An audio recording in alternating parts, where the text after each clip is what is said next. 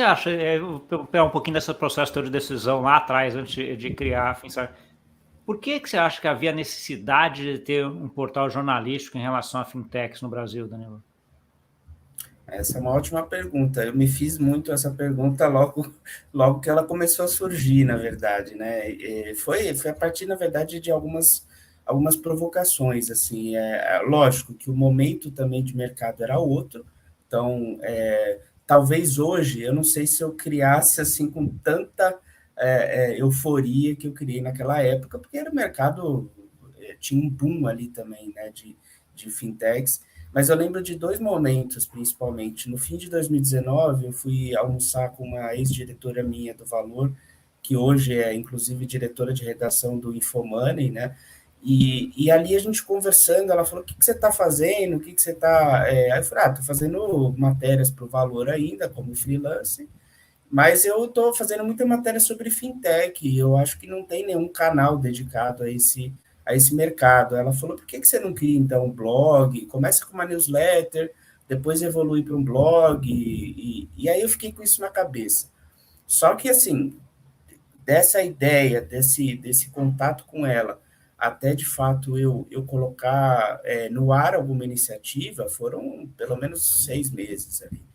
E no meio desse período, eu tive uma entrevista, eu tinha feito uma entrevista com o Gustavo Gierum, do Distrito, né, sobre uma matéria, na verdade, que eu já fazia bastante, que era o balanço de investimentos, né? Então, investimentos em startups no ano de 2019. Como que foi, tendências para 2020, e ali ele falou bastante, né? Sempre ouvia bastante sobre fintechs, né? A fintechs lidera investimentos, fintechs capturam a maior parte dos investimentos, são as mais conhecidas, são os unicórnios, enfim. E aí, no final da entrevista, né, ele falou, pô, eu vejo que você entende bastante, conhece as pessoas do mercado, já entrevista bastante esse público, por que você não cria um blog sobre esse assunto? Eu falei, pô, você sabe que eu tenho essa ideia ali no papel e tal, e realmente no papel. Eu tinha um bloquinho com anotações ali feitas pensando, vai ser um site, mas eu vou criar primeiro uma newsletter, e aí em junho eu coloquei no ar a newsletter, ainda só com curadoria de notícias, não tinha conteúdo original. Na terceira edição eu já trouxe uma notícia exclusiva, que era a entrada da Belvo, que é uma fintech de Open Finance, que ninguém tinha noticiado a entrada dela aqui no Brasil.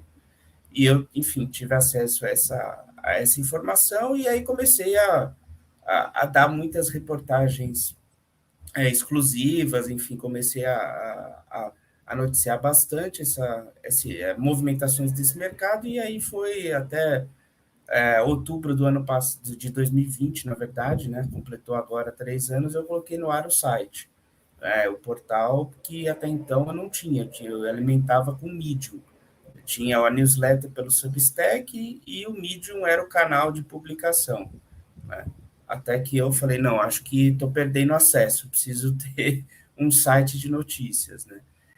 Mas isso que você perguntou é muito interessante, porque é um questionamento que todo dia aparece, acho que para todos os jornalistas, principalmente os que estão empreendendo, como se diferenciar, né? Porque é um mercado que está muito dinâmico, as notícias estão espalhadas por aí, cada vez mais rápidas, mas eu, assim, sigo firme e forte aqui. Terceiro ano completei, né? Terceiro ano aí à frente do site, a audiência crescendo, cada vez mais qualificada, então sigo firme aí Ótimo. e com planos bons para 2024.